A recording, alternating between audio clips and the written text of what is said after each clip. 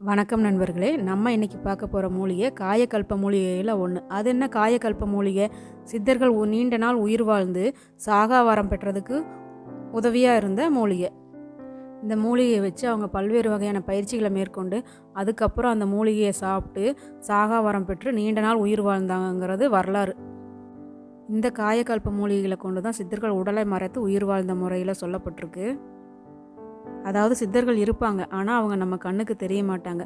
அந்த பழங்காலத்தில் ஏட்டுகளில் அந்த மாதிரி குறிப்பிட்டிருக்காங்க. நம்மளில் பல பேருக்கு நொச்சின்னா உடனே கொசு விரட்டி அந்த மாதிரி தான் ஈஸியாக தெரியும். ஆனால் இதுதான் காயகல்ப மூலிகையில் ஒன்றா இருக்குங்கிறது பல பேரும் அறிஞ்சிருக்க மாட்டாங்க.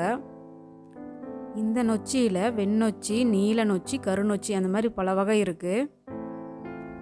கருநொச்சியை தான் காயகல்ப மூலிகையில் குறிப்பிட்டிருக்காங்க. அதை சாப்பிட்டு தான் சித்தர்கள் நீண்ட நாள் உயிர் வாழ்ந்திருக்காங்க. பசியே இல்லாமல் உயிர் வாழ்கிறதுக்கு சிறந்த மூலிகையாக அது உபயோகப்பட்டிருக்கு. நம்ம கண்களுக்கு இப்போ பெரும்பாலும் தென்படுறது வெண்ணொச்சி, நீல நொச்சி. அதுதான். அதை வச்சு நம்ம எப்படி மருத்துவ பயன்களை பயன்படுத்திக்கலாங்கிறத பார்க்கலாம். இந்த நொச்சியில் பல வகையில் நம்ம உடம்புல இருக்கிற பல பிணிகளை, முக்குற்றங்களால் வரக்கூடிய பிணிகளை அனைத்தையுமே தீர்க்கக்கூடிய வல்லமை கொண்டது. பல்வலி இருக்கிறவங்க இந்த நொச்சி இலையை உணர வச்சு, அதாவது லேசாக காய வச்சு அதை எரித்து சாம்பல் எடுத்து அந்த சாம்பலை பல்லு விளக்கிட்டு வந்தாங்கன்னா பல்வலிங்கிறதே இருக்காது. சைனஸ் தொந்தரவுகளுக்கு முதல்ல கொடுக்கப்படுறது நொச்சி இலை சாறு தான். நொச்சி இலை காரமானது.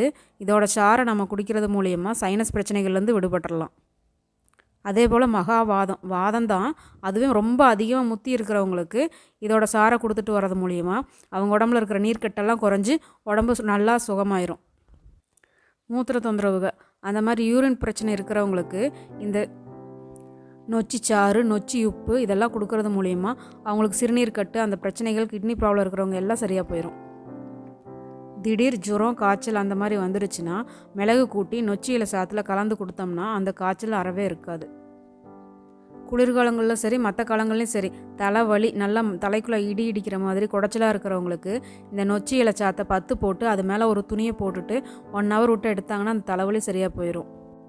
அதே போல் இந்த நொச்சி இலையை விளக்கெண்ணெயில் வதக்கி ஒரு துணியில் வச்சு கட்டி கை காலில் இருக்கிற வீக்கத்துக்கு இதை ஒத்தடம் கொடுத்தோம்னா அந்த வீக்கம் அப்படியே குறைஞ்சிரும்.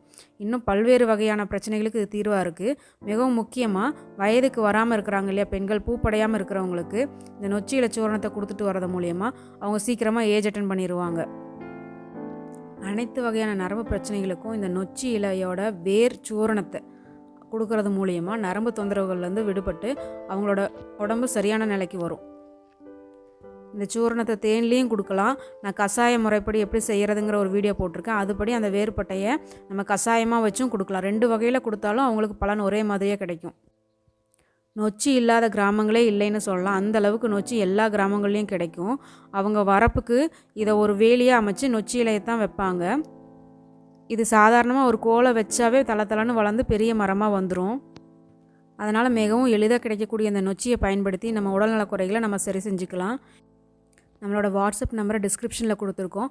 அனைத்து உடல்நல தொந்தரவுகளுக்கும் நீங்கள் வாட்ஸ்அப்பில் தொடர்பு கொண்டு இலவசமாக ஆலோசனை பெறலாம். மருந்து தேவைப்படுறவங்களுக்கு உங்கள் வீட்டுக்கே நாங்கள் அனுப்பி வைக்கிறோம். மேலும் இது போன்ற பல தகவல்களுக்கு நம்ம சேனலை தொடர்ந்து வாட்ச் பண்ணி, லைக் பண்ணி, ஷேர் பண்ணி, சப்ஸ்கிரைப் பண்ணுங்கள். நன்றி, வணக்கம்.